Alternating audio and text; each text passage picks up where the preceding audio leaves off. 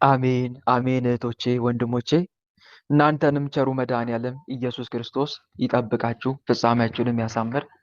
በሰማችሁትም ቃል 30 60 100 የምታፈሩበት ያደርግላችሁ። አሜን። እህት ወንድሞቼ፣ አሁን ቀጥታ መርሐ ግብራችን ቀደም ብዬ እንደተናገርኩት የጥያቄና መልስ ሰዓታችን ላይ ደርሰናል ማለት ነው። ጥያቄና መልሱ ቀደም ብዬ እንደነገርኳችሁ በቃል በቃል ጥያቄ ነው። ስለዚህ ተራ ቁጥር ለመያዝ ራሳችሁን አዘጋጁ። ሊንክ ለቃለሁ።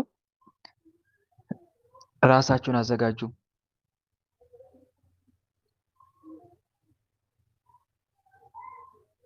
እሺ፣ ተራ ቁጥር ለመጻፍ 1 2 3 ጻፉ። መልካም፣ ሊንክ ለቅቄያለሁ። ከሊንክ በፊት የተጻፈ ተራ ቁጥር እንግዲህ አይቆጠርም። ከሊንክ በኋላ የተጻፈ ተራ ቁጥር ነው ተቀባይነት የሚኖረው ማለት ነው። እሺ፣ ስትጠይቁ ጥያቄ አንደኛ እባካችሁ ወንድሞቼ ማይካችሁን ማን ነው ኤርፎን ነቅላችሁ ጠይቁ። እሺ፣ ድምጻችሁ ጥርት ብሎ እንዲሰማ። ሁለተኛ ደግሞ እጥር ምጥን ያለች ጥያቄ ብታቀርቡ መልካም ነው። እጥር ምጥን ያለች ጥያቄው አይንዛዛ። ሲንዛዛ ጥሩ አይደለም እና እጥር ምጥን አድርጋችሁ ዋና ሜን ፖይንቱን ብቻ አንሱልኝ። እኔ የምፈልገው ዋና ሙሉ ታሪካችሁን ሳይሆን ዋና ሀሳቧን። በተለይ እንትናችሁ ላይ አተኩሩት ወንድሞች፣ አደራ። ዋና ዓላማችን ምን መሰላችሁ? መንፈሳዊ ህይወታችን እንዲሻሻል ነው፣ እንዲበረታታ ነው። ዋና ችግራችን የለም። ለመንፈሳዊ ህይወታችን እንቅፋት እየሆነ ያለ ነገር ምንድን ነው? ያ ነገር እንዲቀረፍ ነው ዓላማችን። አሁን ለምሳሌ አንድ ክርስቲያን እየኖረ እያለ ለመንፈሳዊ ህይወቱ የሆነ እንቅፋት ካለ በስግደት እንዳንበረታ፣ በጸሎት እንዳንበረታ፣ በጾም እንዳንበረታ እንቅፋት የሆነብን ነገር ካለ ያ ነገር ከህይወታችን ተቀርፎ መንፈሳዊ ህይወታችን እንዲስተካከል ነው ጥያቄና መልስ ዓላማው። ስለዚህ እዛ ላይ አተኩሩ፣ መንፈሳዊ ህይወታችሁ ላይ አተኩሩ። መንፈሳዊ ህይወታችሁ ላይ ብቻ የሚያተኩር ጥያቄ ብትጠይቁ መልካም ነው እና እዛ ላይ ብቻ ብታደርጉ። አሁን ለምሳሌ እንዳትጸልይ የሚያደርግሽ ነገር አለ፣ እስቲ እሱን ብትጠይቂ። እንዳትሰግድ የሚከለክል ነገር አለ፣ እሱ ላይ ብታተኩር። መንፈሳዊ ህይወት እንዳትበረታ የሚከለክል ነገር አለ፣ እዛ ላይ ብቻ አተኩር። ወይም ቤተሰብ ለመለወጥ እየታገልክ ከሆነ ቤተሰብ እንዳይለወጥ የሆነ እንቅፋት ነገር ካለብህ እሱ ላይ አተኩር እንጂ ብቻ ብዙዎቻችን ጥያቄ ስንጠይቅ በቃ የድሮውን እናስታውስና በልጅነቴ እንዲህ አይነት ነገር ገጥሞኝ ነበረ እና አሁን አላስታውሰውም። እንደዛ አይነት ነገር ሳይሆን መንፈሳዊ ህይወት እንዴት ነው? እኔ መፈተሽ ነው የምፈልገው። የእያንዳንዳችሁ መንፈሳዊ ህይወት መፈተሽ እንዴት ነው? ትጸልያለህ? ትሰግዳለህ? ትጾማለህ? ህይወት እንዴት ነው? ከአምላክ ከመድኃኔዓለም ጋር አምላክ መድኃኔዓለም እንደሚፈልገው አይነት ህይወት እየኖርክ ነው ወይስ እየኖርክ አይደለም? አምላክሽ ቸሩ መድኃኔዓለም እንደሚፈልገው ህይወት እየኖርሽ ነው እየኖርሽ አይደለም? እንዳትኖሪ እንቅፋት የሆነብሽ ነገር ምንድን ነው? እስቲ እንማማርበት። ልጠይቃችሁ እችላለሁ። የምጠይቃችሁ ምናልባት እስቲ መንፈሳዊ ህይወትሽ እንዴት ነው? የጸሎት ህይወትሽ እንዴት ነው? ስግደት አስፈላጊ ሆኖ ከተገኘ ልጠይቅም እችላለሁ። የጾም ህይወትህ እንዴት ነው? ጾምህ እንዴት ነው? ስግደትህ እንዴት ነው? የሚስተካከል ነገር ካለ ለማስተካከል፣ የምንማርበትም ነገር ካለ ደግሞ እንድንማርበት ማለት ነው። እና እህቶቼ ወንድሞቼ፣ ጥያቄያችን ትኩረቱ እዛ ላይ ቢሆን በጣም መልካም ነው ለማለት ፈልጌ ነው። ዋናው የሚፈለገው እሱ ነው እኮ የሚፈለገው። ሐዋርያው ቅዱስ ጳውሎስ እርስ በርሳችን እንመካከር ይላል። ዕብራውያን መልእክት ላይ ምዕራፍ 10 ላይ ምን የሚል ቃል አለ መሰላችሁ? እርስ በርሳችን እንመካከር፣ በአንዳንዶችም ዘንድ ልማድ እንደሆነው እርስ በርሳችን እንተያይ፣ ይልቁንም ቀኑ ሲቀርብ እያያችሁ አብልጣችሁ ይሄን አድርጉ። ተመካከሩ ነው እኮ፣ ተወያዩ። አንዱ ከአንዱ መንፈሳዊ ህይወት ይማር። መንፈሳዊ ህይወት እንዳይበረታ ያደረገ እንቅፋት ነገር ካለ እየተመካከራችሁ እርስ በርስ እየተፈታተሻችሁ ህይወታችሁን አስተካክሉ። በክርስቶስ እደጉ፣ በቅድስና ህይወት ተመላለሱ ነው ዓላማው። እና ወንድሞች ጥያቄያችንም እዛ ላይ ቢያተኩር መልካም ነው ለማለት ፈልጌ ነው። ደግሞ ብዙዎቻችን አንዳንድ ጥያቄ በቃ ለህይወታችን እንቅፋት የሆነ አንድ ጥያቄ ከጠየቅን በቂ ነው። ከዛ ደግሞ ለሌላው ብናስተላልፍ መልካም ነው ለማለት ፈልጌ ነው። ከዛ ሌላ ጊዜ ደግሞ ጥያቄ ተራ ቁጥር ሲደርስ ሌላ ጊዜ ደግሞ ሌላኛውን ጥያቄ ትጠይቃለህ ለማለት ፈልጌ ነው። ይህን ይመስላል። እኔ ጋር ተራ ቁጥር 1 ቤተ ማርያም ከነ ቤተሰቦቼ የሚል ነው። ቤተ ማርያም ከነ ቤተሰቦቼ። ማይክሽን ከፍተሽ ጥያቄ መጠየቅ ትችላለሽ።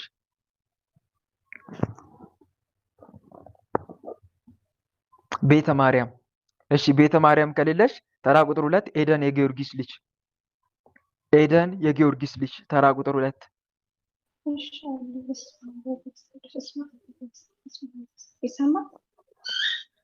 አዎ ይሰማል፣ ግን ሳይርቅ አይቀርም ድምፅሽ። እስቲ ኤርፎን ከሆነ ንቀይውና። መልካም፣ እስቲ ቀጥይ። እኔ የምጠይቀው ማለት ነው በደሞዝ ጉዳይ ነው ማለት ነው። እሰራለሁ በቃ ምንም በቃ ገንዘብ እሰራለሁ ምን በቃ ለራሴ አልሆነም፣ ለሰው ብቻ ነው የሚሆነው። በቃ ለሰው ነው የምሰጠው ያንን ገንዘቤ። ደግሞ ሰዎች ሰጥቻቸው ራሱ አይመልሱልኝም። ሁለተኛው ደግሞ ጥያቄ በእህቴ ጉዳይ ነው። በቃ እሷ ችግሩን ታመጣብኝ በቃ በእሷ በኩል ነው። ይህን አንጭ ይህንን አንጭ፣ እኔ እሰራለሁ በቃ ይህን አንጭ ይህን አንጭ ይህን አንጭ ነው የምትለኝ። ሁለተኛው ጥያቄ ደግሞ በትዳር ዙሪያ ነው። በቃ ትዳር ይዛሉ ፈልጋሉ፣ ግን በቃ በጣም የሚያስጠላ የሆነ በቃ ትዳር ራሱ የሚመስል ሲኦል ነው የሚመስለኝ። ትዳር ማለት ፈልጋል። እህታለም ይሰማል ድምፄ? አዎ ይሰማል። አሁን እህትሽን ይሄን አምጪ ማለት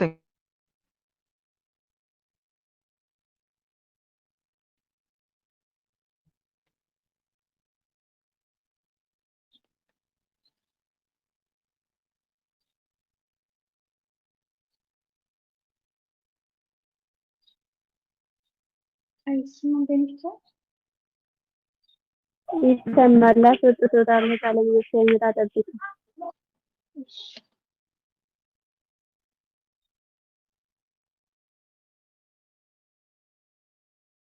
በስላሴ ስም ይሰማችኋል? ድምፄ ይሰማችኋል? መልካም። እሺ እዚህ ጋር እህት አለምዬ ካለሽ አንዳንድ ጥያቄዎችን ልጠይቅሽ ፈልጌ ነው። አንደኛ ገንዘብ እጄ ላይ ያዝኩ አይደለም? የመጀመሪያው ጥያቄሽ ገንዘብ እጄ ላይ ያዝኩ አይደለም፣ በቃ ዝም ብሎ ከእጄ ይጠፋል። እንደገና ለሰው አበድራለሁ አልጠይቅም መሰለኝ፣ ብድሩን አልጠይቅም። ብጠይቃቸው አይመልሱኝም። ምን ይሰራልሻል አንቺ ገንዘብ ምናምን ነው የሚሉኝ ሰዎች። መልካም። ስለዚህ ገንዘብ አበድራለሁ፣ ገንዘቡ አይመልስልኝም። ሁለተኛ ሲቀጥል ደግሞ ደሞዜን እቀበላለሁ፣ ሳልጠቀምበት በከንቱ ይባክንብኛል ነው አይደለም? እስቲ መጀመሪያ ይሄ ጥያቄ ይመለስ ወደዛ ከመሄዳችን በፊት። የእህትሽም ጥያቄ ከዚህ ጋር ይመስለኛል። አምጪ ትለኛለች ስትይኝ ገንዘብ አምጪ ነው? አዎ ገንዘብ በቃ ይሄን እናደርግ ነው ይሄን አንቺ በቃ እሷ የምትሰራበትን ለራሷ እንጂ በቃ ለኔ ሁሉም በቃ የምትጠቀመው በራሷ ነው። አንቺ ይሄን እናደርግ ነው አንቺ ይሄን እናደርግ ነው አንቺ ነው በቃ እኔ ምንም ለአንቺ ምንድን ነው የምትለኝ? መልካም። እሺ እህት አለምዬ እዚህ ጋር መረዳት ያለብን ነገር አንድ ነገር አለ። ያ ምን መሰለሽ፣ እንደዚህ አይነት ነገር ብዙ ጊዜ የሚፈጠረው የሰላቢ መተት ነው። የሰላቢ መተት ውስጣችን ካደፈጠ እህት ወንድሞች፣ ደሞዝተኛ ብንሆን እንኳን ገንዘቡ እጃችን ላይ አይቀመጥም። ዋናው የደሞዙ ማደግና አለማደግ አይደለም፣ ከፍ ማለትና ከፍ አለማለት አይደለም። ደሞዙ ከፍ ቢል እንኳን 20 ሺህ 30 ሺህ 40 ሺህ ብታገኝ እንኳን በኢትዮጵያ ደሞዝ ማለት ነው ገንዘቡ አይረባም። ወዲያው ልክ ጨርሰ ብድር ነው የምትጠብቀው። ብድር እንድትጠብቅ ነው የሚያደርግ። ይሄ የሰላቢ መተት ውስጥ ሲያደፍጥ ከሚያሳይ አንዱ ምልክት ነው። በነገራችን ላይ የሰላቢ መንፈስ ምን ላይ ሊቀመጥ ይችላል ከተባለ እጅ ላይ ነው የሚቀመጠው። ብዙውን ጊዜ እጅ ላይ ይቀመጣል። እጅ ላይ ከተቀመጠ ያንን ገንዘብ ምንድነው ያለንን ንብረት በሙሉ ያጠፋል፣ ያባክናል ማለት ነው። እና ከዚህ አንጻር ነው። ስለዚህ አንድ ነገር መረዳት ያለብሽ እህት አለምዬ፣ የሰላቢ መተት ካለ ፈትሺ። ለመሆኑ የተጋለጠ መንፈስ አለ እህት አለም አንቺ ጋር አለ? እሺ። በስመ አብ ወወልድ ወመንፈስ ቅዱስ አሐዱ አምላክ። በስመ አብ ወወልድ ወመንፈስ ቅዱስ አሐዱ አምላክ። በስመ አብ ወወልድ ወመንፈስ ቅዱስ አሐዱ አምላክ። ቅዱስ እግዚአብሔር፣ ቅዱስ ኃያል፣ ቅዱስ ሕያው፣ ቅዱስ ኤልሻዳይ፣ ቅዱስ አዶናይ፣ ቅዱስ ጸባኦት፣ ቅዱስ ያህዌ፣ ቅዱስ ኢየሱስ፣ ቅዱስ ክርስቶስ፣ ቅዱስ አማኑኤል፣ በአብ በወልድ በመንፈስ ቅዱስ ስም በኃያሉ በመድኃኒዓለም ስም፣ በቅድስት ድንግል ማርያም ስም፣ በቅዱስ ሚካኤል፣ በቅዱስ ገብርኤል፣ በቅዱስ ሩፋኤል ስም ውስጥ ያደፈትክ መተት አይነ ጥላ፣ መተት አይነ ጥላ፣ የዛር መንፈስ የቤተሰብ ዘር ነው እንትን ውስጥ መተት ያደፈታችሁ መተት ማለት የቤተሰብ ዘር ማለት እባክህ ዝም በላት ደግሞ። የቤተሰብ ዛር አለ። አዎ አደልሞት ያለው እሺ ገንዘቧን የምታባክንባት ማነህ? ሁለተኛ የሙስሊም ዘርም አለን ቤተሰብ ዘርም አለ። ዝም ብለህ በቃ ልጅቷ ዝም ብለህ ማንከራተት ነው። ያብረን አንከርታለን በቃ ቆይ ትሰራለች። ምንም ተሰውበታይ ነው ኑሯን ማረግባት የታባፈርት ብላ ነው ደሞዟን ተቀብላ ምንም እንዳትጠቀምበት ከስር ከስር የምታባክነው ማነህ? ማነህ የምታደርገው? የሰላቢ መተንም የሰላቢ መተት የሰላቢ መተት በምንድን ነው የተመተትከው?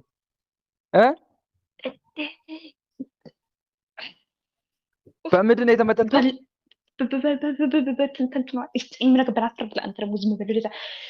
ተናገር።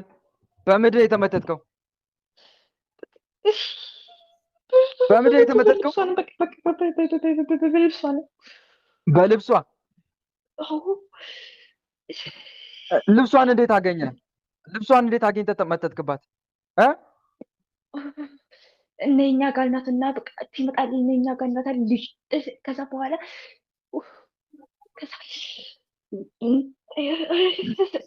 እኛ ጋር ነው ያልናትና በተኛችበት ጸጉሯን ኩላን ቆርጥ ነው የአእምሮ መተት አለ። ጸጉሯን ቁርጥ አድርግ ነው በተኛችበት። ይገርማል በጣም አያችሁ አይደለት ወንድሞች? ብዙ ጊዜ እንዲህ ነው። ልብሳችን ተቦጭቆ ልብሳችን አይጥ የበላው የሚመስለው ተቦጭቆ አንዱ ከዚህ አንጻር ነው። በነገራችን ላይ መተት በልብስ ይመተታል። ሁለተኛ በፀጉር ይመተታል። ሶስተኛ ባለ ዕቃ ይመተታል። ስጦታ የተሰጠ መስሎ በዛ በስጦታ ዕቃ መተት ይመተታል። በቀለበት ይመተታል። በቀለበትም አለን ቀለበት በቀለበትም ይወጣል ነበር የተመተት ነው። አዎ በቀለበት እጇ ላይ ነበር ያደርግ የደፍተራ ነው። ምን አረግ በቀለበት የተመተትከው ለምንድን ነው? ግሩፕ ስገባ እንዴ አትርም የሰራቸው ገንዘብ ወደኛ እንዲመጣ ነው። በቃ ስልብ እያደረግን እንድንወስድ። ስለዚህ በቀለበት የተደገምከው የሰላቢ መተት ነው ማለት ነው። አዎ በቀለበትም አለው በሁለቱም የተደገምኩት። እሺ በቀለበት የተደገምከው። እሺ በፀጉርስ የተደገምከው ማነው? አንደኛ ደግሞ አእምሮ መተት አእምሮ ነው። ስልብ ትማሪያለሽ። አንድ ነገር በቃ ስልብ ነው የምናደርግባት። በፀጉር የተደገምከው የአእምሮ መተት? አዎ በፀጉር በአእምሮ መተት ነው። በልብስስ መተት ነው። አንተ ደግሞ ዝም ብለህ በልብስስ ተናገር።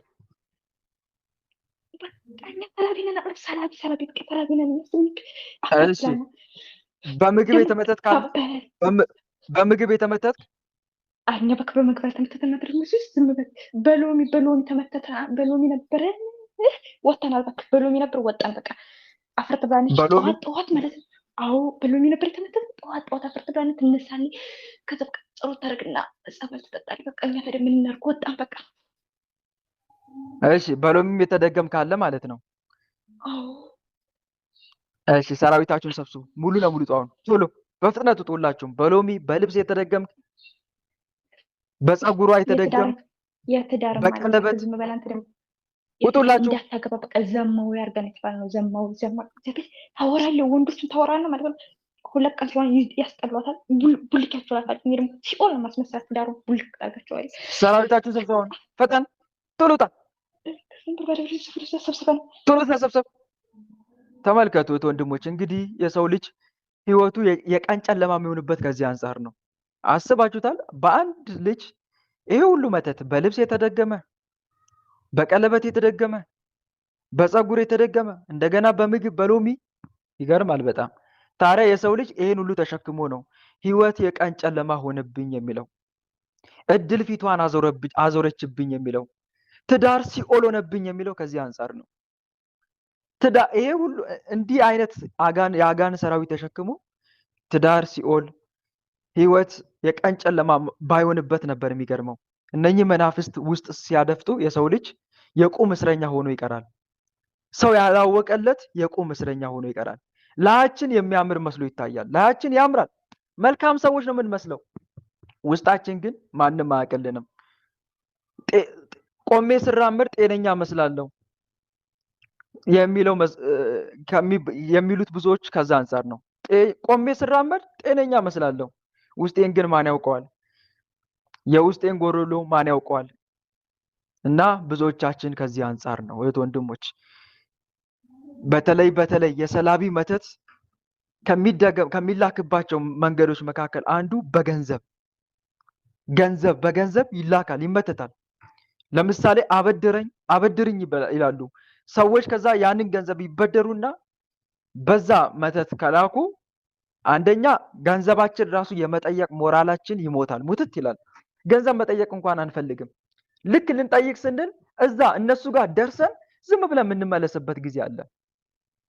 ገንዘብ ለመጠየቅ ሄደን ብሬን ያበደርኩሽን ብሬን ስጪኝ ወይም ያበደርኩትን ብሬን ስጠኝ ለማለት ሄደን ግን በቃ በሌላ ወሬ የምንመለስበት አጋጣሚ አለ። እንደዚህ አይነት ሁኔታ ይፈጠራል ማለት ነው። የሰላቢ መተት አንዱ ከዛ አንፃር ነው። ሰርተን ምንም እጃችን ላይ ጠብ የሚል ነገር አይኖርም ማለት ነው። ሰላቢ መተት ካለ አንዱ ይሄ ምልክት ያሳያል ማለት ነው። ሰራዊት ተሰብስብ፣ አንተ ቶሎ ሰብስብ። የሰላቢ መተት አስወጣት እንዴ? አስወጥቷት ነው። ማይክ ክፈት አንተ። ቶሎ ጣ። የሰላቢ መተት የአእምሮ መተትም ልክ እንደዚሁ በፀጉር ይደገማል። በፀጉር ነው እሱ። ብዙ ጊዜ ራስ ምታት ብዙዎቻችን የምንሰቃይበት አንዱ የአእምሮ መተት ውስጥ ሲያደፍጥ ከሚያሳዩ ምልክት አንዱ ነው። እብድ ነበር ማረጋት። ምን አደረኩ መሰለህ? አብራን ከረት ደግሞ ምን አደረኩ መሰለህ? አንዴ ከዚህ እዚህ ሳኡዲ ያመጣኋትና ከሳኡዲ ደግሞ አስይዤ ኢትዮጵያ ጣልኳት። ኢትዮጵያ ደግሞ እዛ ረኳትና ደግሞ ታንዱ ጋር መጣሁና ደግሞ እዚሁ ሳኡዲ ጣልኳት። አፍርጥላና ታበቷን ከዚህ ድረስ ደግሞ ነቃችበት። ምን እናርጋት? መልሰን ለመውሰድ ነበር። አሁን በቃ ምንም ተከሸፈን። አሳብር ተብለ ነው በፀጉር የተደገምከው? አዎ በቃ ዝም ብዬ ማንከርተት ነበር ማረጋት። ግን አሁን ነቃችብኝ። በቃ አሁን ማየት ተከሸፉብኝ። ተነስ፣ ሰራዊትን ሰብስብ፣ ተነስ፣ ቶሎ ጣ። ላስይዛት ነበር። አሁን ደግሞ በፊት አስይዛት ነበር። እስር ቤት አረኳትና አሁን ላስይዛት ነበር። በራስ ምታት ትፈታተናለህ? በራስ ምታት ትፈታተናታለህ? ለአእምሮን ቅይር ነው ማርጋት የሚመስል አእምሮን ቅይር ነው ማርጋት። ድንገት ተነሳና አእምሮን ቅይር። እሺ በሎሚ የገባውስ ምንድን ነው የምታደርገው? ሆዷ ውስጥ የሆነ የሚመዘዝ ነገር አለ። ሽንት ቤት ስትጠቀም ተቀምዘዝ ይሁን እንትን ነገር የፈጠርኩት። በስነ ስርዓት ተናገር። ሆዷ ውስጥ ምንድን ነው የፈጠርከው? አውሬ ነበር የፈጠርኩት። እባክህ ምዝዝ እያለ አሁን ታስወጣው ላይ አፍርት ብላለች። ተረገሜ አውሬ ነው የፈጠርኩት። በሎሚ የገባው? አዎ። ሰራዊትን ሰብስብ፣ ቶሎ ጣ፣ ቶሎ ጣ። አንተም ከሆዱ ወጣ። ወጥቻለሁ። እናቷ ላይ ማለው እናቱ የሆነ ራሱ ማርቀት ዘመው ከዚህ ከእናቷ እነሳና እዚህ ላይ አርፋለሁ። ደግሞ ሰራዊትን ሰብስብ፣ ከእናቷ አረጓት። ሰብስብ ከእናቷ ላይ ነበር ደግሞ እየሰጣኝ ሊማከር ዳንት ደግሞ ይዛኛል። የዛር መናፍስት ከእናት ከአባት የመጣ መላይ ቤተሰብ ያበራን ከርት ነው እኮ የተጠቀምኩት። ያበራን ከርት ጠቋር፣ አዳልሙቲ፣ ወሰንጋላ ውጡላችሁ። ወተነው በቃ ሰረኔ። በእህቷ በኩል እያደርክ አምጪ የምታሰኘው አንተ ነህ። አንዴና ታዲያ እሷ ደግሞ እሷ ራሱ እኮ አልጣች። እሷን ራሱ የአረብ መተት አለ። በቃ ድሮ ብዝብዝ ማርጋት። በቃ ብዝብዝ ማርጋት። ገቢ ትላታለች ደግሞ እዚህ ግሩፕ ላይ አንቺ አትርት ቤና አንቺ ራስ ሰጣኝ ምን አባሽና ደግሞ አስራጥኝ አስቆጣታለሁ፣ አሰድባታለሁ። ማራጋት የለም። ሰራዊትን ሰብስብ፣ ቶሎ ጣው፣ ቶሎ ጡላችሁ። ከራስ ፀጉሯ እስከ እግር ጥፍሯ ካለው ሰውነቷ ተሰብሰቡ። ሰላም ለአብ ዘም ቅድመ ዓለም ነጋሲ ለወልድ ሰላም ስጋ ማርያም ለባሲ ለመንፈስ ቅዱስ ሰላም ኃጢአት ዓለም ደምሳሲ ኃይልየ ሥላሴ ወፀወኔ ሥላሴ በስመ ሥላሴ እቀጠቅጥ ከይሴ ውጣ። ከአእምሮ ውጣ። አነስተኛ ነው። ከአእምሮ ውጣ። ብር ሳነሳ ነው። እንዴት ነው ብር የምትሰጪው? ቶሎ ውጣ። ከአእምሯ ውጣ ነው የተባለው። ከገንዘቧ ተነስ። ከገንዘቧ ውጣ። እንደ አንተ ደግሞ ገንዘቡ እኮ የኛ ነበር። እንዴት ሆነ? ሰላም ለኪ እንዘንሰግን ብለኪ ማርያም እምንን አስተበቋኪ እማርዌናዊ ተማልጸንበኪ በእንተ አናምኪ ወያቄ ማቡኪ ማህበረነ ዮም ድንግል ባረኪ ቅድስት ድንግል ማርያም ትበቀል። እኛ እኮ ቤታችንን ሰርተናል። ከገንዘቧ እሷ ተነስ ትበላ ተነስ ከገንዘቧ ቤት ሰርተናል። እኛ ቤት ሰርተናል። በቃ ዝም ብሎ ይደሳል። ጡሉታ ምኝት ኦ ፍጡነ ረድኤት እምሩፀ ተነፋሱ አውሎ ለዘይፄዋ ከበተወክሎ ጊዮርጊስ ቅረብ ለምረት ወለተሳሉ ተወከፍ ወትረ ጸሎትነ ወቃለ ጽራነ እኛ ኩሎ እሱን አንወድም። እስመ በቃ ልበ ዝም በል አምላክ ወደዛ ርሩ እንወጣለን። በአቤ ካሉ ሊቀ ሰማዕታት ቅዱስ ጊዮርጊስ በእሳት ጦር ይውጋ። ቶሎታ እሱን ከአይምሮ አይደል ውጣ፣ እንደዚህ ከገንዘቧ ያደረገናል ተነስ እንዴ? እሱን እኮ ተነስ ያንን ከገንዘቧ እሱን እኮ እንደዚህ ያደረገናል። ፍሬ ብላና ወጥተናል። ተነስ። ወጣን እሰረን በቃ ወጥተናል። ግንባሬ ተሰብሰቡ። በአብ በወልድ በመንፈስ ቅዱስ ስም በወልድ መንፈስ ቅዱስ ስም በኃያሉ በመድኃኔዓለም ስም በኃያሉ በመድኃኔዓለም ስም በቅድስት ድንግል ማርያም ስም በቅድስት ድንግል ማርያም ስም በቅዱስ ሚካኤል በቅዱስ ገብርኤል በቅዱስ ሩፋኤል ስም እንዴት ነው በ19 ስም ቶሎ በል። በቅዱስ ሚካኤል በቅዱስ ገብርኤል በቅዱስ ሩፋኤል ስም በቅዱስ ገብርኤል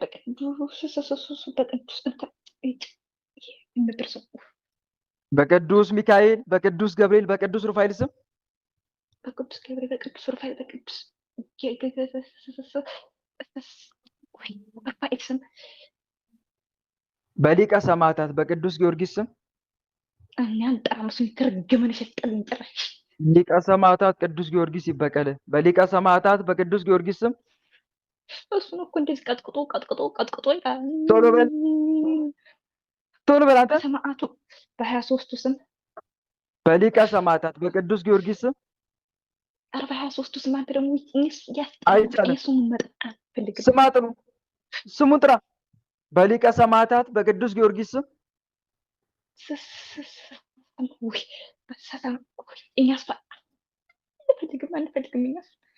ጠራ። ቶሎ በል ኦ ፍጡነ ረድኤት በብዙ ጾታ ከመግዝእትከ ርግበ ኤፍራታ በሰማይ በላሉ ወበምድር በታሕታ አምለከ ጊዮርጊስ በስመ እምከ ቴዎብስታ ሞገሰ ስም ታበኒ ከመ ስምከ መንታ ሊቀ ሰማዕታት ቅዱስ ጊዮርጊስ በእሳት ጦር ይውጋ። በሊቀ ሰማዕታት በቅዱስ ጊዮርጊስ ስም በጣም አሁን ደግሞ ምን አስታውቃት? ይሄን መልካውን ተጸልይ ነበር ጠዋት ጠራን የተባልከው በሊቀ ሰማዕታት በቅዱስ ጊዮርጊስ ስም በሊቀ ሰማዕቱ በቅዱስ ጊዮርጊስ ስም ጠራን። ሁላችንም ከነ ሰራዊታችን የዘጋነውን እድሏን የትዳር እድሏን የገንዘቧን ከመላ ህይወቷ ወጥተን የዘጋነውን የትዳር እድሏን የገንዘቧን መላ ህይወቷን ለቀን ከአይምሯ ከልቧ ከመላ ሰውነቷ ወጥተን ከአይምሯ ከልቧ ከመላ ሰውነቷ ወጥተን እስከምንሸኝ ድረስ ምንም ስራ ላንሰራ ሰማይና ምድርን በፈጠረ በአጋዕዝተ ዓለም በቅድስት ሥላሴ ስም ከእነ ሰራዊታችን ግንባር ላይ ታስረን ተገዝተናል። አጋዕዝተ ዓለም ቅድስት ሥላሴ ይፍረዱብን። በየቀኑ በሊቀ ሰማዕታት በቅዱስ ጊዮርጊስ ስም 23 ቢሊዮን እንሰግዳለን።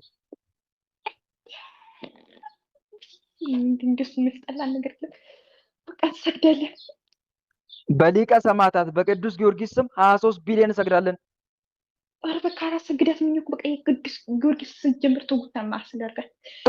በሊቀ ሰማዕታት በቅዱስ ጊዮርጊስ ስም 23 ቢሊዮን እንሰግዳለን። በሊቀ ሰማዕታት በቅዱስ ጊዮርጊስ ስም 23 ቢሊዮን እንሰግዳለን። ይህንን ትእዛዝ ባንፈጽም ሊቀ ሰማዕታት ቅዱስ ጊዮርጊስ በእሳት ጦር ይውጋን። ሊቀ ሰማዕታት በቅዱስ ጊዮርጊስ በእሳት ጦር ይውጋን። ስንጠራ ቤት እንላለን፣ ምንም ስራ አንሰራም። ምንም ስራ አንሰራም። ገንዘቧን አንበትንም። በቃ በራስ ምታት አንፈትናትም። አይምሯን አንቀይርም። በራስ ምታትም አንፈታተናትም። በቤተሰቧ በእህቷ አድረን አንፈታተንም። በቤተሰቦቿ አድረን አንፈታተንም። በእህቶቿ አድረን አንፈታተንም። በጸሎቷ ጣልቃ አንገባም።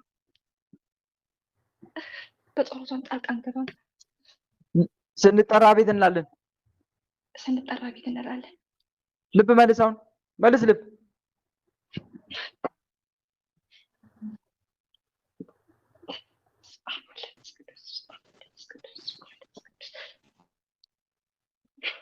እሺ እህት አለምዬ ይሰማል? አዎ ይሰማል። አንደኛ ይሄ እንግዲህ እንዲህ አይነት ስራ እየሰራ ያለው የሰላቢ መተት ነው። የሰላቢ መተት ገንዘብ ያባክናል። በተለይ ደግሞ አንድ መተት ብቻ አይደለም ያለው ባይገርምሽ። የሰላቢ መተቱ አንድ ብቻ አይደለም። በቀለበት የተደገመ አለ። ቀለበት አድርገሻል እንዴ ጣትሽ ላይ ወይስ ጥለሽዋል? አድርጌ ነበር። አሁን ጥዬዋለሁ። ቦርሳ ውስጥ ነው ያደረኩት። ቦርሳዬ ውስጥ ነው ያደረኩት። አሁንም ይዘሽው እየዞርሽ ነው። ይገርማል አዎ በጣም። አጣልኩት። እሱ ነው እንግዲህ በዛ የገባ መተት ነው ገንዘብሽን እያባከነ እየጨረሰ ያለው። ደግሞ ገንዘቡን ተረዳሽ እዛ አይደል? ውስጥ አማረግ ያሳዝናል በጣም። አየሽ አይደለ? አንዱ ችግሩ ይሄ ነው እንግዲህ። እህት ወንድሞች፣ የሰላቢ መተት ካለ ማለት ነው በምን እንደተደገመ ማወቅ ጥሩ ነው። በምን እንደገባ በምን የተላከ የገባ መተት እንደሆነ ማወቅ ጥሩ ነው። በልብስ ከሆነ ልብሱ እኛ ጋር እስካለ ድረስ በዛ ይገባል፣ ይታደሳል። ልብሱ እኛ ጋር ነው አለው። እኛ ጋር እስካለ ድረስ በዛ ያ መንፈስ እየታደሰ ይመጣል ማለት ነው። ቢታሰር እንኳን ይሄ ክፉ መንፈስ ቢታሰር ብሸኝ እንኳን ያ አስቀድሞ የገባበት ነገር እኛ ጋር እስካለ ድረስ በዛ መታደሱን አቆም። ይሄ መንፈስ አሁን አስቡት፣ በቀለበት ነው ገንዘቡንም ደግሞ የምታስቀምጠው እዛ ነው፣ ለሱ ነው ማለት ነው የምታስረክቢው። ስለዚህ አንዱ ይሄ ነው። ይሄ ደግሞ ሰው ይሄ ማን ነው? መተቱ ደግሞ በተለያየ መንገድ ነው። በቤተሰብሽ እያደረ ገንዘቡን ያስወጣሻል። እንድታበድሪ አድርጎ ገንዘቡን ያስወጣሻል በተለያየ መንገድ እና አስቢው አለምዬ። ስለዚህ ይሄ ቀለበት ልታስወግጂው ይገባል። እሺ አስወግጂው ካንቺ።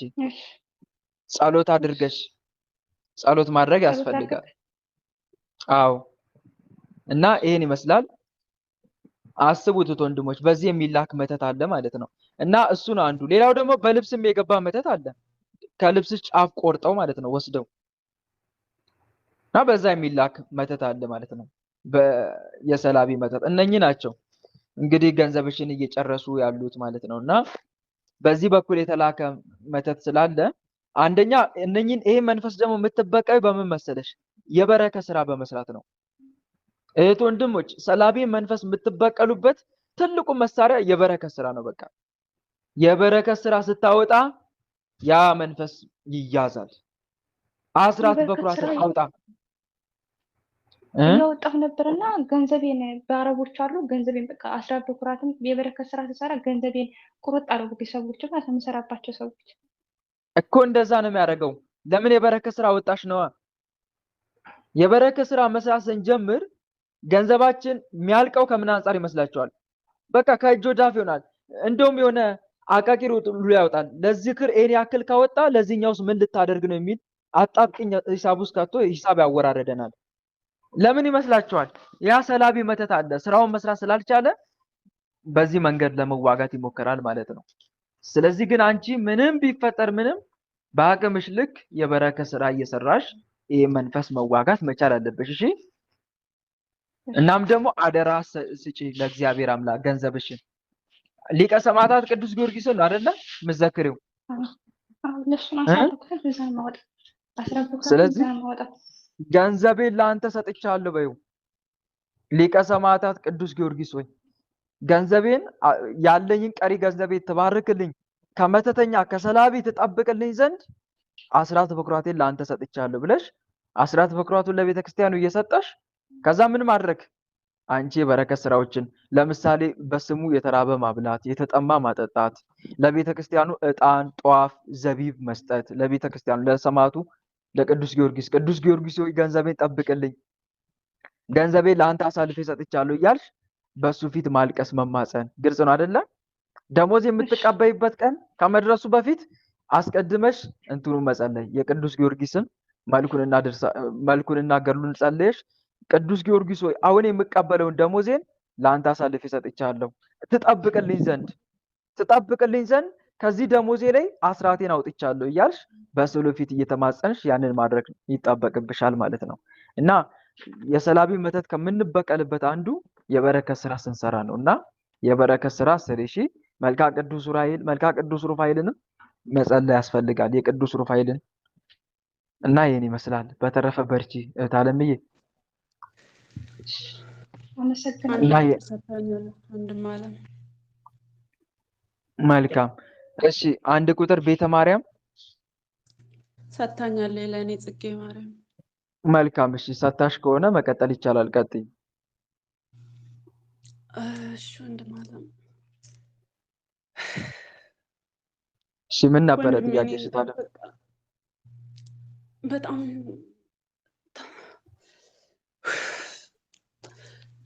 ሸኘን፣ በቃ ሸኘን። ምንም እኛ ያረግናት ተዘርዝሮ ያልቅም። ሸኘን በቃ። እሺ ለመሸኘት ነው የመጣው? ሸኘን በቃ። እሺ ማን የምትሸኘው? የምትሸኙት እነማን ናቸው? እነማን ናቸው የምትሸኙት? የምትሸኙት እነማን ናቸው? ተናገር። ወይ እነማን ናቸው የምትሸኙት? ተናገሩ። አሁን ሰዓት አታባክን።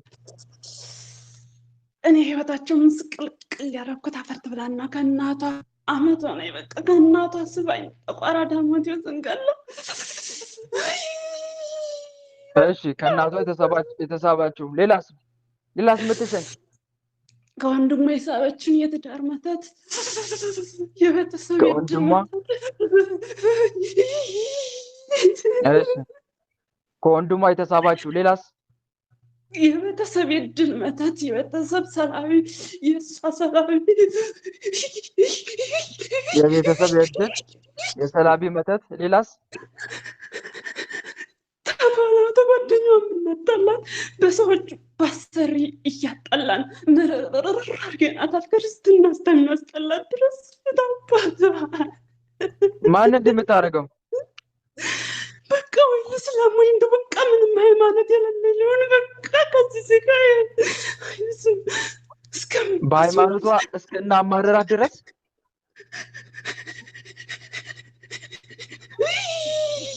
በሃይማኖቷ እስከ ማማረር ያደረስከው ማን ነው? ቋራዳ ሞቴ ምን እያደረክ ነው? በሃይማኖቷ እስክትማረር ያደረስካት?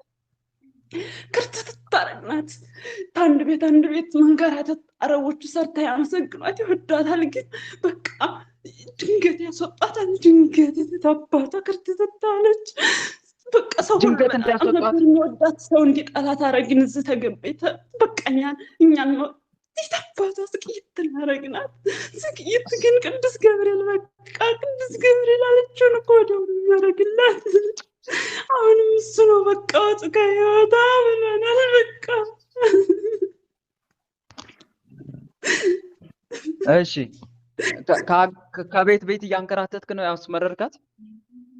አዎ በቃ 1 ወር ሰርታ ትወጣለች። በቃ እዚህ ማህበር ተገባይ ወዲህ እኮ ነው በፍዳ ገንዘቧን በምኑ በልብሱ በምኑ በቃ ለቤተሰብ ጠፍቷን አመጣ። ደግሞ አሁን ወንድሟን ብክንክን በቃ በምኑ ብክንክን።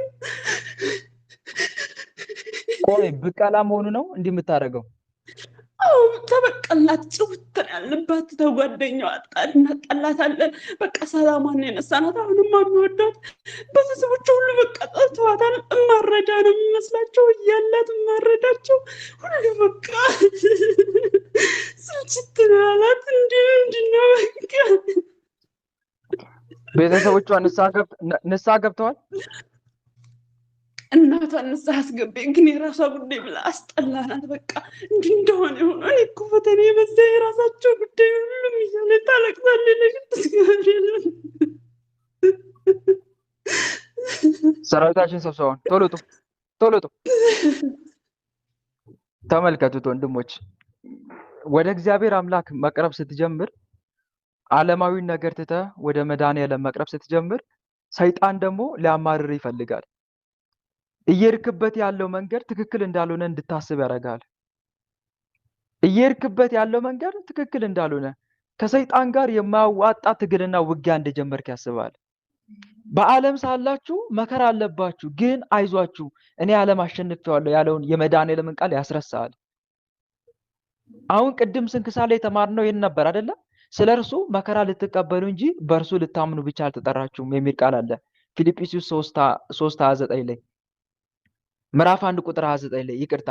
ይሄን ቃል ያስረሳል ዲያብሎስ። በቃ ምንድነው እኔ እየኖርኩ ያለሁትን ህይወት ትላለህ? ግራ ትጋባለህ። መጾም፣ መጸለይ፣ መስገድ ልክ እንዳልሆነ ሁሉ ይሰማሃል። በቃ ዓላማው ይሄ ነዋ። ለምን አማሮ ከመንፈሳዊ ሕይወት ለቆ መውጣት እንድትወጣ ነው የሚፈልገው። ምክንያቱም እሱ የሚመለከተው በኋላ ይሄንን ህይወት ካሸነፍክ የስሙ ቀዳሽ የመንግስቱ ወራሽ ለመሆን ልትበቃ ነው። እሱ ያጣትን ርስት መንግስተ ሰማይ አንተ ልታገኝ ነው። አንተ ልታገኝ ስለሆነ ያለ የሌላ ኃይሉን ተጠቅሞ አማሮ ከዚህ ከመንፈሳዊ ሕይወት ሊያስወጣ ከሰማያዊ በረከትና ቅድስና ሊያስወጣ ይፈልጋል። ግን እንዲህ አይነት ውጊያ ለጊዜው ነው። በረከትን ይዞ የሚመጣ ውጊያ ይባላል። ምን ይዞ የሚመጣ ውጊያ? ሰምታችሁኛል አይደል? ምን ይዞ የሚመጣ ውጊያ አልኳችሁ? በረከትን ይዞ የሚመጣ ውጊያ። አንዳንድ ሰዎች በዓለማዊ ሕይወት ተሰቃይተው አሳልፈው ወደ መንፈሳዊ ሕይወት ሲመጡ እረፍት ያገኛሉ። አንዳንድ ሰዎች ደግሞ በዓለማዊ ሕይወት ሲኖሩ የሌለባቸው ችግር ወደ መንፈሳዊ ሕይወት ሲመጡ ያ ችግር ይገጥማል። ለምን? ምክንያቱም ዲያብሎስ መጀመሪያ የሱ ነበርክ በዓለማዊ ሕይወት ውስጥ ስትኖር። ምክንያቱም ያለ ንስሐ ሕይወት ነው እየኖርክ ያለው። ያለ ንስሐ ያለ መንፈሳዊ ሕይወት ነው እየኖርክ ያለው። በቁጥጥሩ ስር ነክ። አሁን ግን ወደ ሁሉን ትተህ እርግፍ አድርገህ ትተህ የዓለምን አሸንክታብ ጥለህ ወደ መድኃኔዓለም ስትመጣ ሊያማርር ይፈልጋል። ሊያማርር እንደውም በአሕዛብ ሕይወት ያስቀናል። በአሕዛብ ሕይወት ያስቀናል። መጽሐፈ ምሳሌ ላይ ግን እንደሚል ቃል ታገኛላችሁ። ልብ በኃጢአተኞች አይቅና። መጽሐፈ ምሳሌ ምዕራፍ 23 ላይ አለ። ልብ በኃጢአተኞች አይቅና፣ ነገር ግን ቀኑን ሙሉ እግዚአብሔርን በመፍራት ኑር፣ በእውነት ፍጻሜ ያለህና ተስፋም አይጠፋምና ይላል።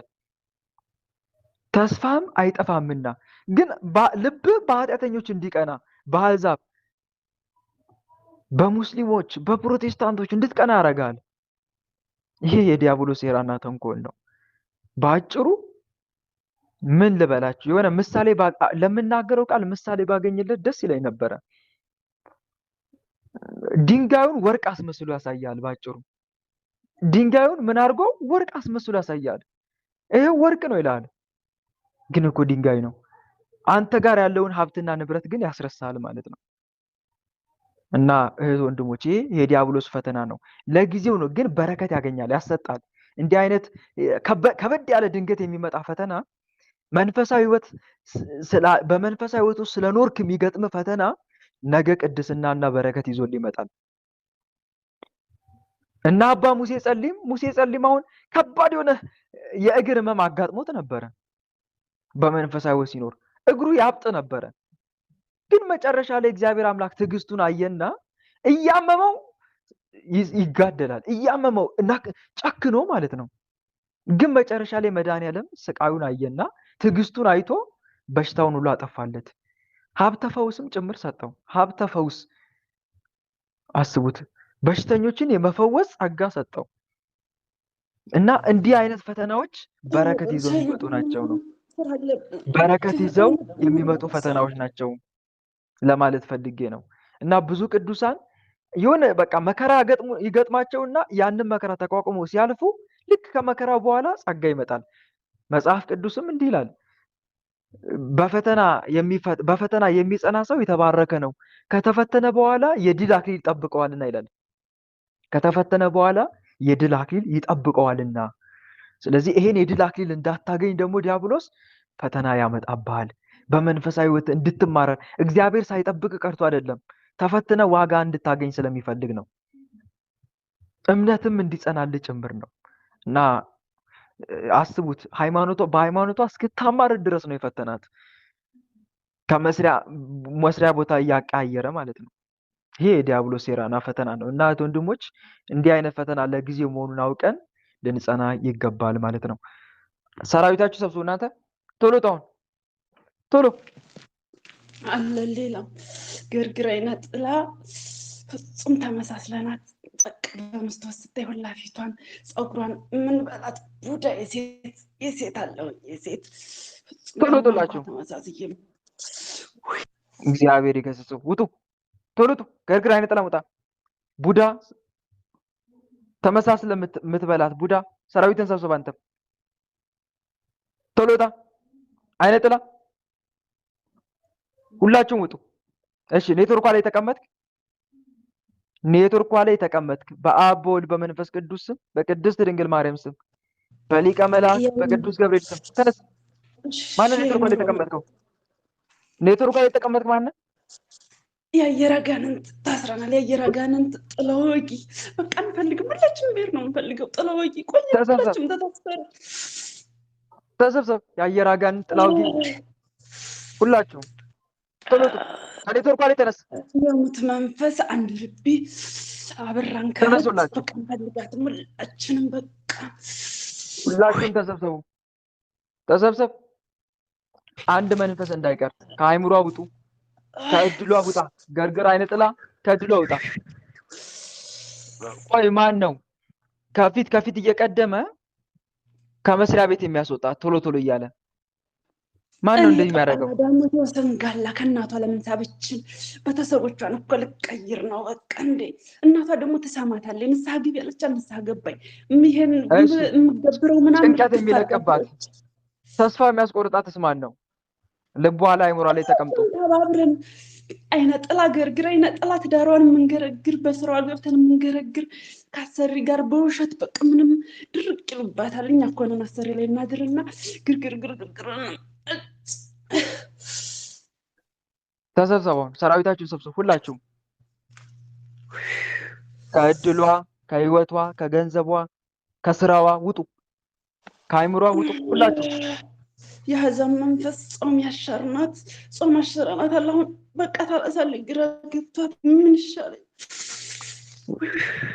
ሰራዊትን ሰብስብ። ቶሎ ውጣ። አንተም ውጣ። የአሕዛብ መንፈስ ተመሳስለ ያለ መልኳን መልክ ሰውነቷን ሰውነት ያደረክ ቡዳ ውጣ። ገርግር አይነ ጥላ ቶሎ ተሰብሰብ። አፍሬቱ ሁላችሁም አፍሬቱ ተዘጋጁ። በአብ በወልድ በመንፈስ ቅዱስ ስም በአብ በወልድ በመንፈስ ቅዱስ ስም በኃያሉ በመድኃኒዓለም ስም በኃያሉ በመድኃኒዓለም ስም በቅድስት ድንግል ማርያም ስም በቅድስት ድንግል ማርያም ስም በቅዱስ ሚካኤል በቅዱስ ገብርኤል በቅዱስ ሩፋኤል ስም በቅዱስ ሚካኤል በቅዱስ ገብርኤል በቅዱስ ሩፋኤል ስም ሁላችንም ከነሰራዊታችን ከመላ ሰውነቷ ከህይወቷ ከስራዋ ከእድሏ ወጥተን ከመላ ሰውነቷ ከስራዋ ከእድሏ ከቤተሰቦቿ ወጥቼ ከእንግዲህ ላንመለስ ላንታደስ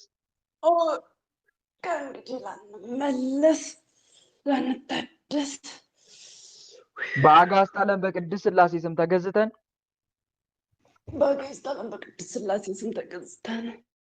በቅድስት ድንግል ማርያም የእሳት መቀነት ታንቀን በቅድስት ድንግል ማርያም በእሳት መቀነት ታንቀን በቅዱስ ገብርኤል ሰይፍ ታርደን ነው የምንሄደው። በሊቀ መላእክት በቅዱስ ገብርኤል የእሳት ሰይፍ እንታረዳለን።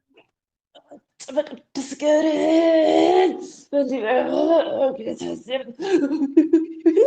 እንታረዳለን። ሊቀ መላእክት ቅዱስ ገብርኤል ሆይ በእሳት ሰይፍ እረደን እያላችሁ 7 ሰግዳችሁ ቶሎ ወደ ሲኦል ቶሎ።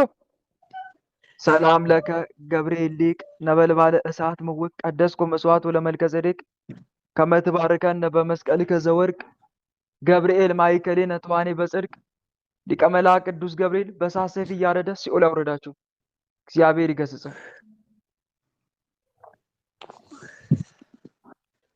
አመሰግናለሁ ወንድም የሰጠሽኝ ልጅ አመሰግናለሁ። መብርሃን ስጥልኝ።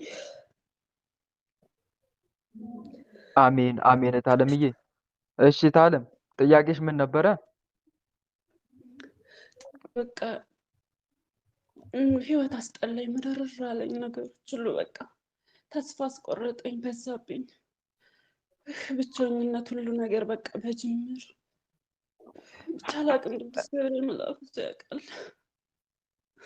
ታለምዬ እንደዚህ አይነት ነገር የሚመጣው ብዙን ጊዜ በረከትና ጸጋን ይዞ የሚመጣ ፈተና ስለሆነ በክርስትናነት ስትፈተኝ ልታማርሪ አይገባም። እሺ አላማርም፣ ግን በቃ አንዳንዴ ተስፋ ያስቆርጣል። እውነት ነው፣ ከባድ ነው ፈተናው፣ የታወቀ ነው ታለምዬ። ነገር ግን አትጠራጠሪ፣ በረከትና ጸጋ ይዞ የሚመጣ ፈተና ነው። መጽሐፍ ቅዱስ እንዲህ ይላል፣ ይኸውልሽ ከእናንተ ማንም ነፍሰ ገዳይ ወይም ሌባ ወይም ክፉ አድራጊ ወይም በሌሎች ጉዳይ እንደሚገባ ሆኖ መከራ ይቀበል። ክርስቲያን እንደሚሆን ግን መከራ ቢቀበል ስለዚህ ስም እግዚአብሔርን ያመስግን እንጂ አይፈር ይላል። ሰማሽ አይደል? ስለዚህ ስም ማንን ያመስግን?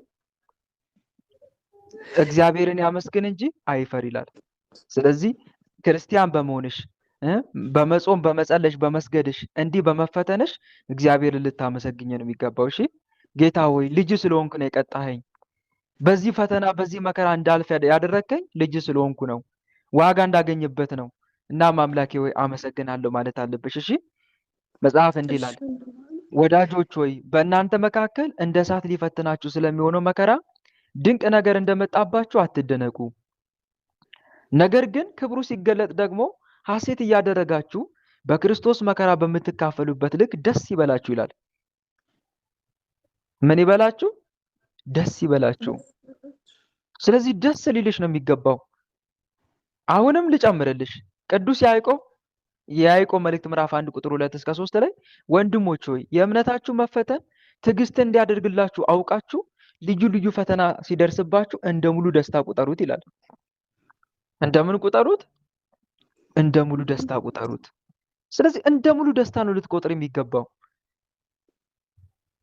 ልጅ የሆነ ሰው ነው ወይስ ልጅ ያልሆነ ሰው ነው እስቲ የሚቀጣው? ንገረኝ እስቲ። ልጅ ነው የሚቀጣው ወይስ መንደርተኛ ነው የሚቀጣው? ልጅ ነው አይደለ? መጽሐፍ ቅዱስ እንዲህ ይላል፣ ለመቀጣት ታገሱ ይላል።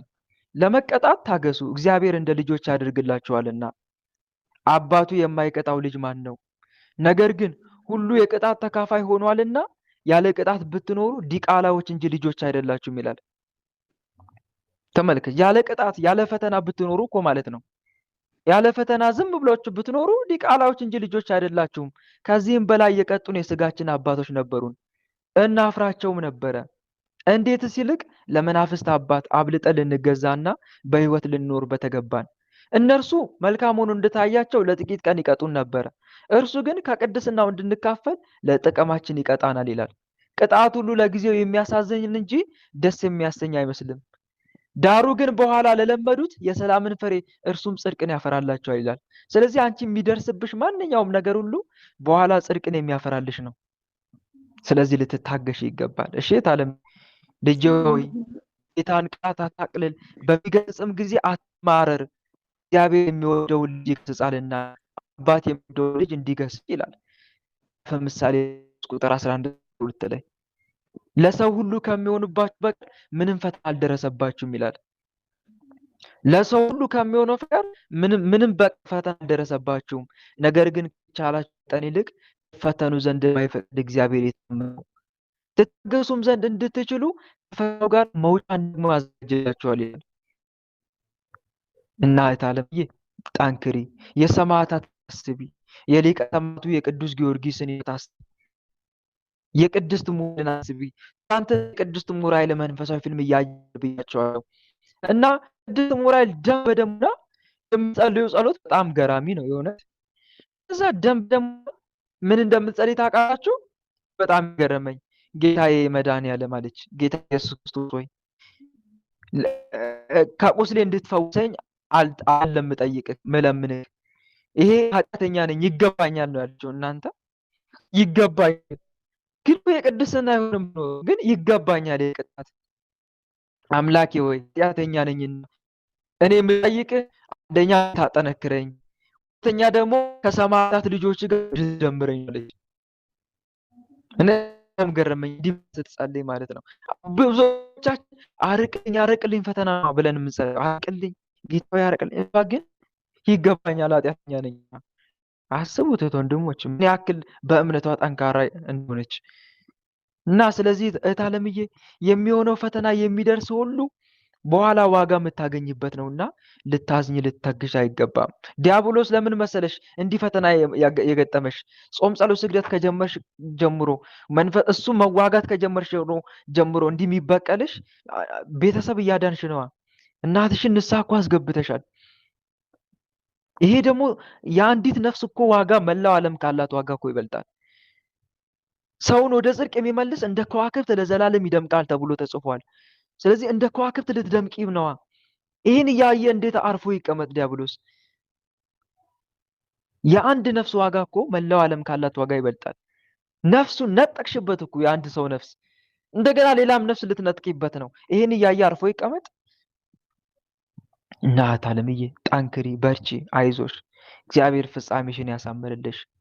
የማረባው ወንድምሽንም በጸሎት አስብኝ እያልኩ በርቺ ለማለት ወዳለው። በተረፈ በርቺ፣ እግዚአብሔር ፍጻሜሽን ያሳምርልሽ።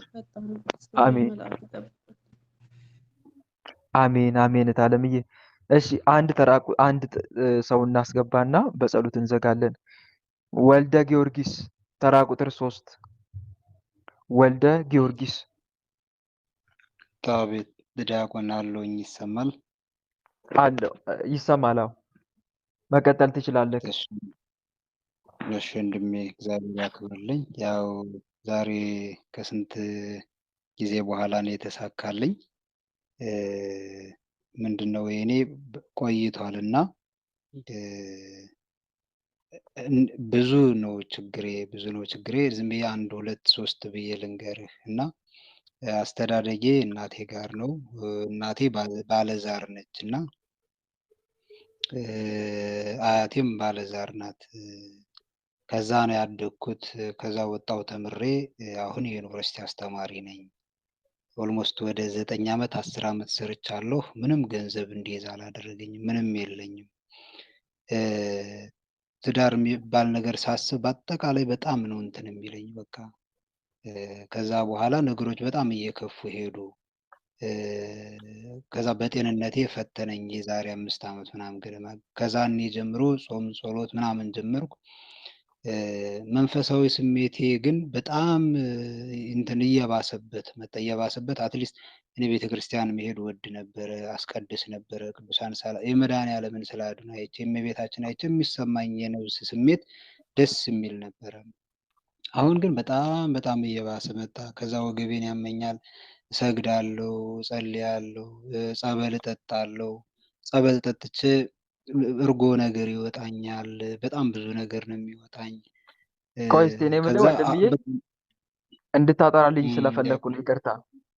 እዚህ ጋር አያቴ እናቴ በዛር አምልኮ ህይወት ውስጥ ያለፉ ናቸው ብለኛል እና እስቲ የሚመለከው ምን ነበረ? ለምሳሌ የሚገበረው ግብር ታውቀው ነበረ በሰዓቱ? እኔ በደንብ አልደረስኩም፣ ግን ዶሮ ምናምን እንደዚህ አርደው ቤት ላይ በር ላይ ያንጠለጥሉ ነበረ። እሺ ከዛ በኋላ እኔ እንትን በቃ ዩኒቨርሲቲ ገብቼ ግራጁዌት ካደረግኩ በኋላ እሱ አምልኮ እንዲቆም አደረግኩኝ። እሺ ጥቁር ዶሮ ነው የሚታረደው? ከዛ በኋላ ገብስማ ዶሮ። እሺ ከዛ በኋላ በዚህ ሁኔታ ውስጥ እያለን እኔ ዩኒቨርሲቲ በቃ አስተማሪ ሆንኩኝ፣ ባለኝ እየደገፍኩኝ እንደዚህ አይነት ባዶ አምልኮ ከዛ እንዲቆም አስደረግኩኝ ቤት ላይ እና ከዛ እኔ መታመም ጀመርኩኝ። ከዛ ጸበል ቦታ ሲሄድ ምናምን ከሰዎች ላይ ሆኖ ጸላዩ ይሄን እንዲህ የሚያደርገው የእናቱ የአያቱና በስራው ላይ ድግምት ተደግሞበታል ምናምን ይላል እና አሁን ቀኝ የት ሄደ ነው? ይቅርታ የት ሄደ ነበር እንደዛ የተባልከው? ጸበል ቦታ። እሺ ለፍልፎ ነበረ ማለት ነው። እኔ ላይ አልለፈልፍም፣ ግን ሌላ ሰው ላይ ሆኖ ነው የሚለኝ እና ይታወቀኛል እኔ ራሴ። የሚገርም ቆይ ጸበል ሄድክ፣ ግን ዝም ብሎ ብቻ ያ ጠላት ሳይጋለጥ ነው መተት ተደርጎባል የተባልከው? ሌላ ጸላይ ያለበት ሰው እንደዚህ ጸላይ ያለበት ሰው እንደዛ አለኝ። ከዛ በኋላ የምጠረጥረው አለኝ እኔም እሱም ይደውላል። ከዛ በኋላ ጾም ጸሎት ከጀመርኩ በኋላ ስለ እናቴ እና አንድ ወንድም ነው ያለኝ፣ ስለ እነሱ ሳስብ በጣም ያመኛል። በቃ የእናቴን ድምጽ ከሰማሁ በቃ ያመኛል ታውቃለህ፣ እና እናቴን እንዳላገኛት ያደርገኛል። ከዛ አሁንም ጾም ጸሎት ብዙ ጊዜ እጽፍልህና ለማግኘት ሞክር ነበረ።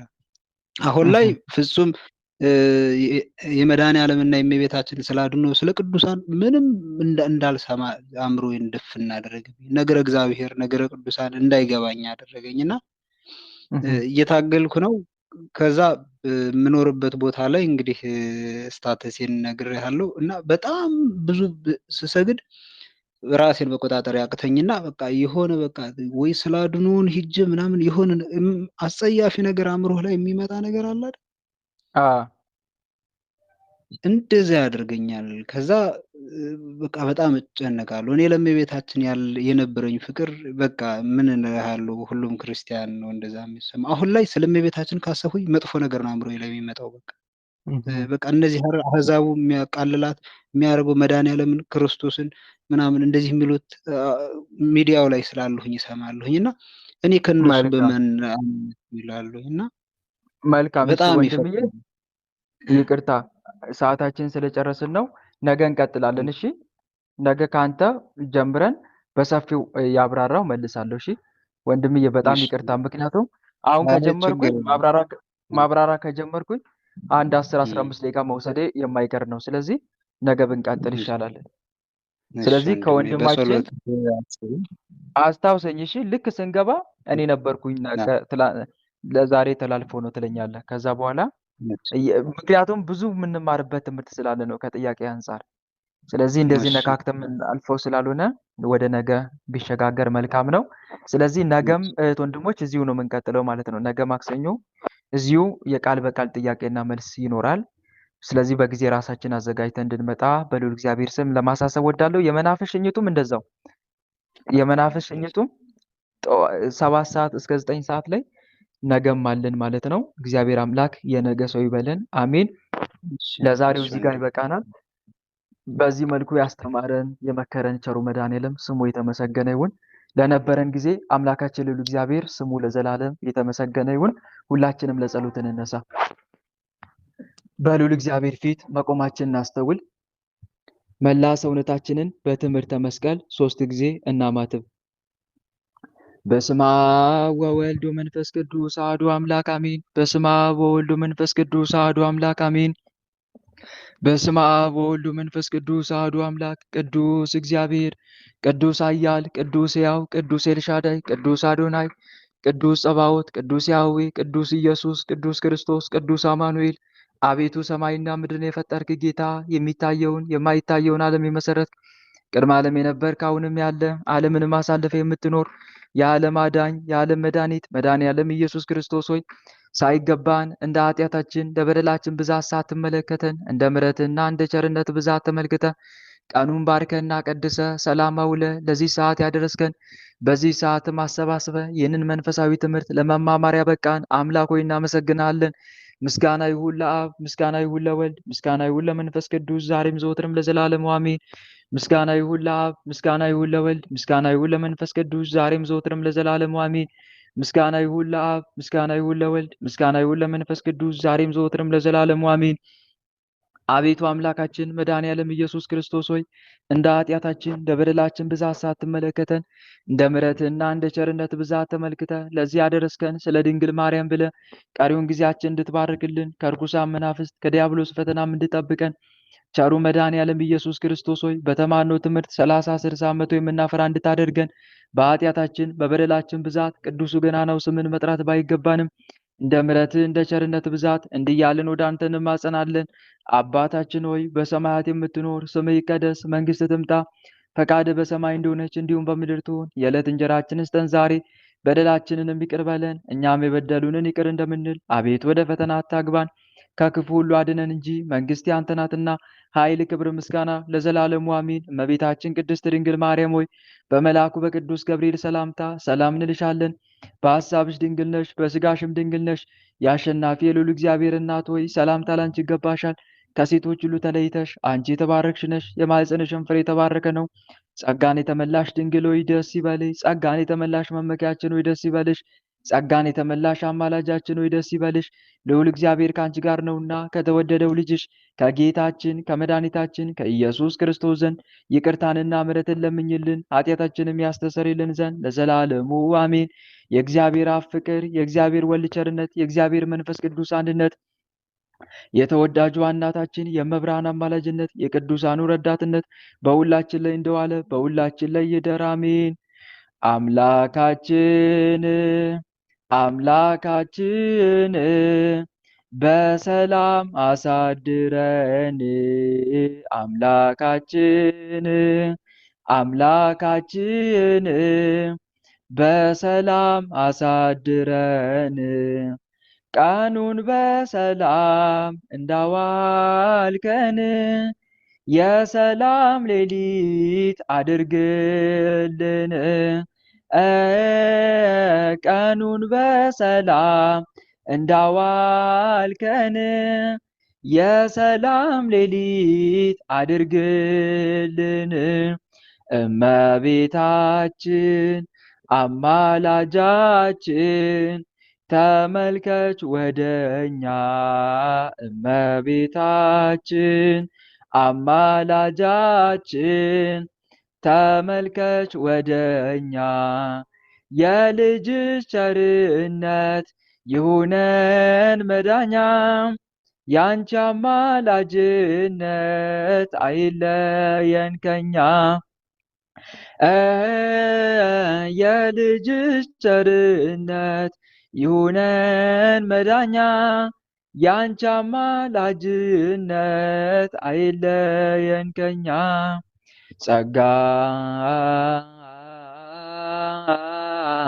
ነሳይነ ወሕይወተ ረከብነ በኃይለ መስቀሉ ለኢየሱስ ክርስቶስ ኪያከ እግዚኦ ነአኩት ነስያነ ጸጋ ዘእመንፈስ ቅዱስ።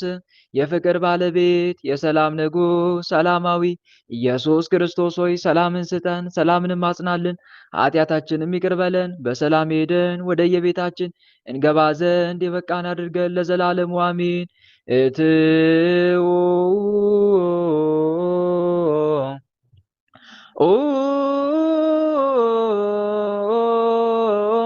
በሰላም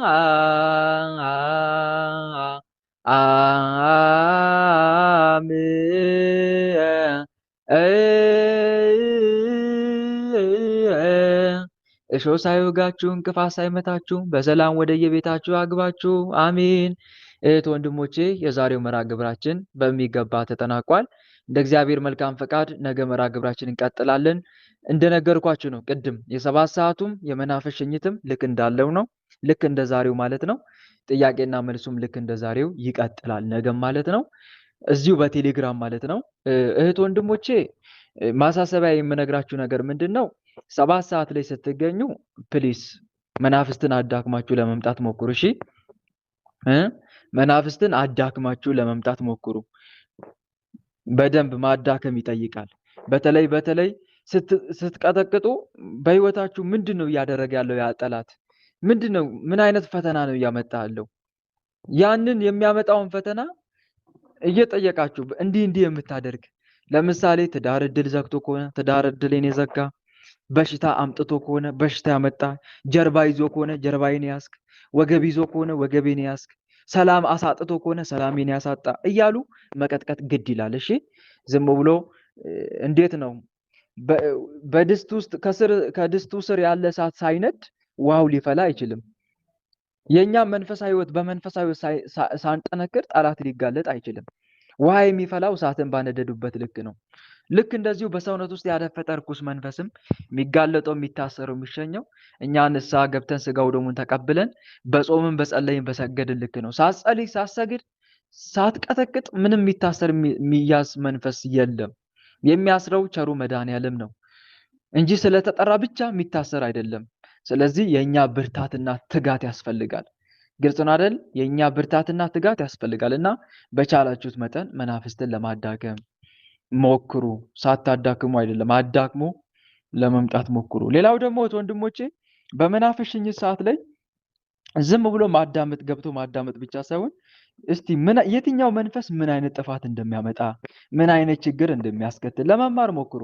አሁን ቀን ላይ የተለቀቀላችሁ ሪከርድ በጣም ብዙ ትምህርት የምታገኙበት ነው። ብትሰሙት ብናዳምጠው በጣም ብዙ ትምህርት የምናገኝበት ነው።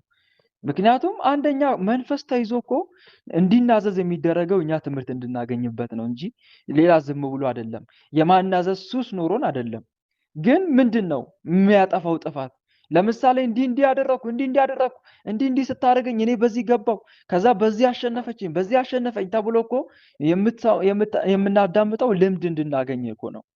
ለምሳሌ አንድ ሰው እንዲጸልዮብኝ ሰግዶ እንዲህ ተሸነፍኩ ካለ ጠላት፣ ስለዚህ እኛም ብንበረታ እንድናሸንፈው ለእኛ ትምህርት እንድናገኝ እኮ ነው። ጠላትን ደግሞ እንድናናዝዝ እድሉን የሰጠን እንድንጠይቀው ያደረገንም ቸሩ መድኃኔዓለም ነው። በወንጌል ላይ እኮ ማን ትባላለህ ብሎ እኮ የጠየቀው አጋንንቱም ሌጊዮን ነኝ ብሎ የመለሰለት እኮ ዝም ብሎ አይደለም እኮ ጠይቁት እያለ እኮ ነው። ማን ትባላለህ ብሎ የጠየቀው ቸሩ መድኃኔዓለም ሌጊዮን መሆኑን ሳያውቅ ቀርቶ ነው? አይደለም፣ አውቆታል። ሁሉ በሁሉ የሞላ አምላክ ነው ቸሩ መድኃኔዓለም ማለት። ታዲያ ለምን ጠየቀው? ማን ትባላለህ ብሎ ለምን ጠየቀው? ለሐዋርያት ምሳሌ እየሆናቸው እኮ ነው። ጠይቁት ጠላትን ማለት እኮ ነው። ጠይቁት፣ አናዙት። የሚያጠፋውን ጥፋት የዲያብሎስን የጨለማውን ሴራ ግለጡት እኮ ነው። ጨለማውን ግለጡት። ያ እኮ ነው። እና ብዙዎቻችን አልገባንም። እና ስለዚህ ትምህርት እንድናገኝ ነው ዋናው ዓላማ፣ እንድንነቃቃ ነው። የጠላትን ሴራና ተንኮል ተረድተን አሰላለፋችን እንድናስተካክል ነው። እና እህት ወንድሞች፣ ስለዚህ በተለይ በመናፍስት ሽኝት ላይ እየቀጠቀጥን ማዳመጥ፣ የማዳመጥ ልምድ ይኑረን። እየቀጠቀጥን እየሰራን ጌታዬ መድኃኔዓለም የኔንም ጠላት ያዝልኝ እንዲህ አዋርድልኝ እያለን ማዳመጥ፣ የጠላትን ሴራና ተንኮል ማወቅ ያስፈልጋል ማለት ነው። እና አዳክማችሁ ለመምጣት ሞክሩ እና ከሚለቀቀው ሪከርድ ደግሞ ለመማር ሞክሩ ለማለት ያክል ነው። ይህን ይመስላል። ለነበረን ጊዜ ቸሩ መድኃኔዓለም ስሙ የተመሰገነ ይሁን። አሜን። ሌላው ደግሞ አደራ ምላችሁት ወንድሞች፣ በውስጥ መስመር የሚጽፉላችሁ አጭበርባሪ ብዙዎች አሉ። የእኔን ስም ተጠቅመው የሚያጭበረብሩ ብዙ አጭበርባሪዎች አሉ። ይገርማችኋል፣ እኔን መተው እኮ አይጠይቁኝም። በመናፍስት ውጊያ ጥርጣሬ ያለባቸው ሰዎች ሊኖሩ ይችላሉ፣ በውስጥ የሚሽለኮለኩ። ግን ለምንድን ነው መተው ማይጠይቁኝ? ለምንድን ነው ሰው ያልገባው ካለ መጥቶ ደፍሮ ይጠይቃል እንጂ ውስጥ ለውስጥ ይርመሰመሳል። ይህ ትክክል አይደለም። እና እህት ወንድሞች፣ በውስጥ ለሚርመሰመሱ ያልሆነ ጥያቄ እየመጡ ጥርጣሬ ለሚዘሩባችሁ ቦታ አትስጡ ፕሊስ። ጥያቄ ካለብህ ግባና ጠይቅ በሉት ያንን ሰው። በውስጥ የሚርመሰመሰውን በውስጥ ኮሜንት የሚጽፈውን ያልገባው መስሎ ይቀርባል። ባይገርማችሁ ያልገባው ምንም ያላወቀ መስሎ ይቀርባል። እና ካልገባ ናና ጠይቅ። ስለመናፍስት ውጊያ ጥያቄ ካለ ናና ጠይቅ። መጠየቅ ትችላለህ። አልመልስም ያለ ማንም የለም።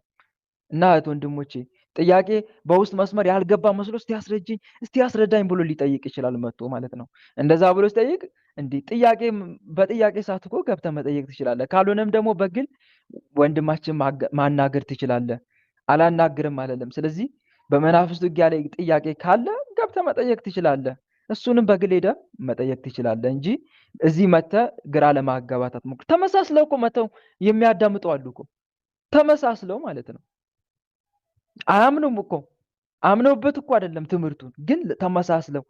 ከዛ በኋላ እናንተ በኮሜንት እዚህ ጋር ትጽፋላችሁ አይደል? የሆነ ጽሁፍ ስጽፉ ተከታትለው መጥተው በውጭ የሚያናግሩ ሰዎች አሉ። ተከታትለው እነኚህ ሰዎች አሉ እና ተጠንቀቁ። መጽሐፍ እንዲህ ይላል፣ የበግ ለምድ ለብሰው ከሚመጡባችሁ በውስጣቸው ግን ነጣቂዎች ተኩላዎች ከሆኑ ከሐሰተኞች ሰዎች ተጠንቀቁ የሚል ቃል አለ እና አጅሬ ሲመጣ ደግሞ ጠያቂ መስሎ ነው የሚቀርበው እና ልንጠነቀቅ ያስፈልጋል። ሌላው ደግሞ በእኔ ስም የሚያጭበረብሩ አሉ። ወልደ አማኑኤል የሚልን ስም እየተጠቀሙ የሚያጭበረብሩ ሰዎች አሉ። ስለዚህ ወልደ አማኑኤል ነኝ ብሎ የመጣ ሰው ሁሉ ወልደ አማኑኤል መስሏችሁ እንዳትታለሉ። ያጭበረበረ ሰው አለ ከዚህ በፊት ባይገርማችሁ፣ ያጭበረበረ አለ። መንፈስን አናዝዛለሁ እያለ ግን ገንዘብ ይጠይቃል። ሬካርዱን ለቅላችኋለሁ አስፈላጊ ከሆነ ደርሶኛል ይሄ ኢንፎርሜሽን። ገንዘብ ይጠይቃል። በጣም እኔ የሚገርመኝ ከገንዘብ ጠያቂው ይልቅ ገንዘብ ሰጪው ነው የሚገርመኝ። እንዴ አጋንንትን በገንዘብ ነው የሚወጣልህ? በገንዘብ ይወጣልኛል ብለህ ነው? ላስቀጥቅጥ ገንዘብ ክፈለኝና እኮ የሚሉ ሰዎች አሉ። ባይገርማችሁ፣ እኔ ምን አይነት ጭንቅላት እንዳላቸው አላውቅም። ምን አይነት አጋንንትን በገንዘብ ከፍለ ነው የምታስወጣው? ገንዘብ ከፍለሽ ነው የምታስወጪው እህቴ? ምንድን ነው ይሄን ያክል አለማወቅ? እና እህት ወንድሞቼ ልንጠነቀቅ ይገባል ለማለት ያክል ነው። ይሄን ይመስላል። ስለዚህ በመናፍስት ውጊያ ያልገባው ሰው ካለ እኔ ማነጋገር ይችላል። ማንኛውንም ጥያቄ ጠይቆ ልመልስ ዝግጁ ነኝ። እና ይሄን ይመስላል። በዚህ መልኩ ያስተማረን የመከረን ቸሩ መድኃኔዓለም ስሙ የተመሰገነ ይሁን። ለነበረን ጊዜ ቸሩ መድኃኔዓለም ስሙ ለዘላለም የተመሰገነ ይሁን። ጨርሻለሁ። በእኔ በኩል ያለኝን አመሰግናለሁ። እግዚአብሔር አምላክ የነገ ሰው ይበለን። በጸሎታችሁ አስቡኝ። እግዚአብሔር አምላክ የነገ ሰው ይበለን። መልካም አዳር። ደህና አደሩልኝ። ቃለ ሕይወት ቃለ በረከትን ያሰማልን። ጸጋውን ያብዛልን።